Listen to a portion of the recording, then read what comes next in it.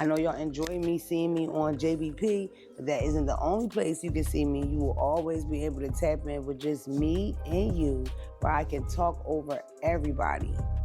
Then I don't get in trouble for that. Like, I have to actually share attention with other people on other podcasts. Our podcast is just for us. Something told me, yo, find Mona's independent page. It's got to exist somewhere.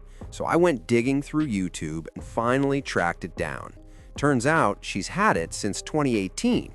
Honestly, I don't care about that. She's posting Don't Call Me White Girl again, and that's what caught my eye. I decided to do my homework instead of just critiquing everything I hear from her on the podcast. I wanted to figure out who she really is and what drew her to Joe in the first place, and what initially grabbed us, the audience, too.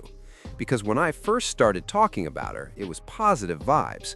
So I found the page. Bam, here it is. She's running it independently. I might have gone a little overboard in research, but I went for it anyway. That's when I saw she was connected to a page called Rebel Hill. It doesn't have a ton of subscribers, but that's not the point. It's Philly-based and helps entrepreneurs and content creators bring their ideas to life.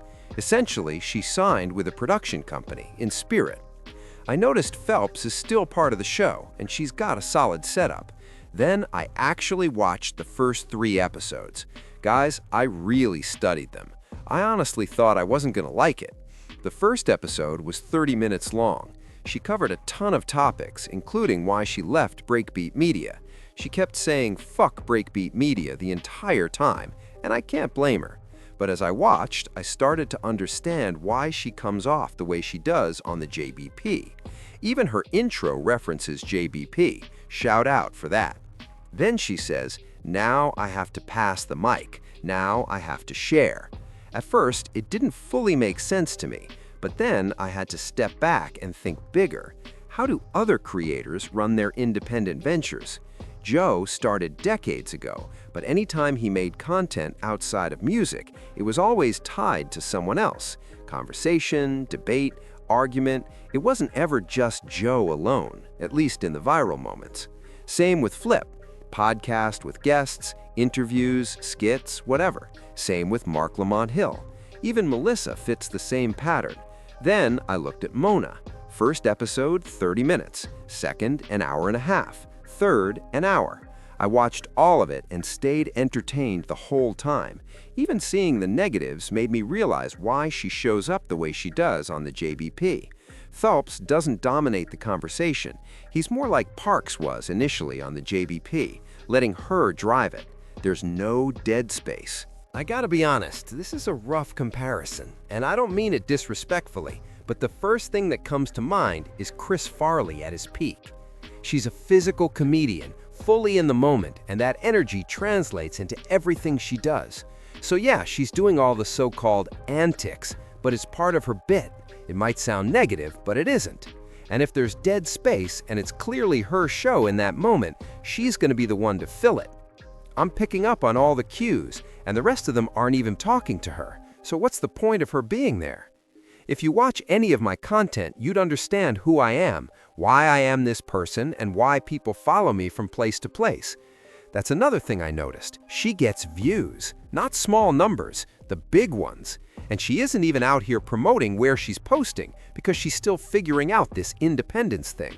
But I was fully entertained. And let me be clear, this isn't an ad or a promo. I genuinely enjoyed it. It made me step back and think about the JBP and why it doesn't mesh. Is it really an issue with us, or is it a production problem on their side? Yeah, we give Joe credit. He produces good content, leads by example, and used to call out things he didn't like, and we'd watch in awe. But looking at the product now, if he revisited it, he'd make his own suggestions, of course. If I were to make one, it would be this. Mona needs her own segments, or you need to clear the runway for her. If you give her enough solo time, then when she interacts with the group, it'll be easier for her to mesh. But you can't just pull her from what she's doing independently. And I'm not talking contracts or production deals. I mean the fact that people come specifically to see her. There's a difference between the main draw and the only draw. If someone's been the only draw their whole career and you bring them over, Mentoring in that context isn't about value, it's about helping them work with the team. And because she's never had to do that, it's been used against her. We follow the JBP, we love the JBP, so naturally we side with them. And as Ice always says, it's a popularity contest. People give leeway to the favorite and judge the other one harshly. I had to take a step back and think, what type of product would we get with a properly produced Mona alongside the guys? Nobody else really stands alone. I'm not trying to burst bubbles or give away private info, but let's be clear, some on this podcast watch what I do and try to mimic me. Mona isn't one of them. Honestly, people should be taking notes from her because she's driving her own lane and the group and audience are reacting differently because of that. We're watching Mona like, what is she doing over here? Me included. So I have to hold back on my harshest judgment, the antipathy I felt because I didn't do my homework before. Look at me, a content creator who critiques, taking the time to understand the full picture. If I can do that on my end, why can't the team do it to bring out the best possible version of Mona, which is exactly why she was brought over in the first place? Because back when she was doing those Patreon episodes before joining the cast, she was just being herself. I'm not fighting for screen time, I'm a guest here. But if you bring me on, it's because you enjoy what I bring to the table. I can't get that line out of my head when she said, "You must not follow Don't Call Me White Girl." And she was right. But yeah, I want to hear what y'all think in the comments, especially all the Mona supporters. Follow the video, like it if you vibe with it, and subscribe if you haven't already.